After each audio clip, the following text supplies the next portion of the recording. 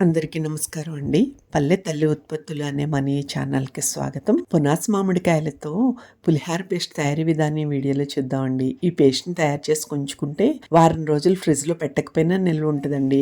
పులిహారకైనా, పప్పులోకైనా, veg, non veg కర్రీస్‌లోకైనా ఈ paste చాలా బావుంటదండి. వర్షాకాలంలో వచ్చే పునాస మామిడికాయలు చాలా పుల్లగా ఉంటాయి. విపరీతమైన కాపు కాస్తాయండి. ఇవి మా సొంత చెట్ల కాయలేనండి. పురుగు మందులు ఉపయోగించకుండా పండించిన పంటండి ఇది.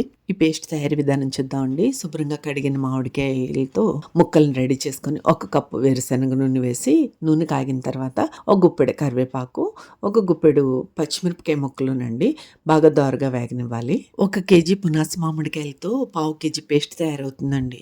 దోరగా వేగిన తర్వాత ఈ మామిడికాయ ముక్కలను వేసి బాగా కలిపి ఒక స్పూన్ పసుపు, కేజీ మామిడికాయలకి 100 గ్రాముల ఉప్పు వేస్తే ఈ పేస్ట్ నిల్వ ఉంటుందండి. ఈ పేస్ట్‌ని ఉపయోగించి చేసే వంటల్లో ఉప్పు వేయాల్సిన అవసరం లేకుండా సరిపోతుందండి.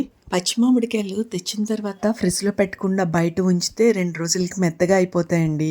ఈ పేస్ట్ చేసుకుని ఉంచుకుంటే వంట చేయడం సులభం అవుతుంది. మామిడికాయలు కూడా వృధా అవ్వకుండా ఉంటాయి. పేస్ట్ రెడీ అయిన తర్వాత కొంచెం పప్పులో వేసుకుంటే పప్పు, మామిడికాయ రైస్‌లో వేసుకుంటే పులిహోరనండి. తాలింపు యాడ్ చేసుకుంటే సరిపోతుంది. పేస్ట్‌తో పచ్చళ్ళు కూడా చేసుకోవచ్చండి. ప్రతి ఇంట్లో కొంచెం పులుపు తక్కువ తినేవాళ్ళు, ఎక్కువ తినేవాళ్ళు ఉంటారు. మనకి ఎంత కావాలంటే అంత కలుపుకోవచ్చండి. ఈ పప్పు రెడీ అయిన తర్వాత పులుపు తక్కువ తినేవారికి కొంచెం పక్కకు తీసి మన ఇష్టానికి సరిపడినంత పులుపు కలుపుకోవచ్చండి ఈ పప్పులో. ఇంకొంచెం పేస్టు, కొన్ని నీళ్లు యాడ్ చేసి ఒక్కసారి మరిగిస్తే మామిడికాయ పప్పుచారండి. ఇది కూడా చాలా బాగుంటుంది. ఒకసారి ట్రై చేసి మీ కామెంట్‌ని తెలియజేయండి ఎలా వచ్చిందో. ఫ్రిడ్జ్‌లో పెట్టుకుని ఉపయోగించుకునే వారికి ఈ పేస్ట్ సంవత్సరం పాటు నిల్వ ఉంటుందండి. ఈ మామిడికాయ పేస్ట్ మీకు కావాలంటే స్క్రీన్ పైన కనిపించే నెంబర్కి వాట్సాప్ ద్వారా మాత్రమే ఆర్డర్ చేసుకోండి. తాజాగా తయారు చేసి పంపిస్తాం. ఈ వీడియోని ఇప్పటి వరకు చూసినందుకు మీకు ధన్యవాదములు.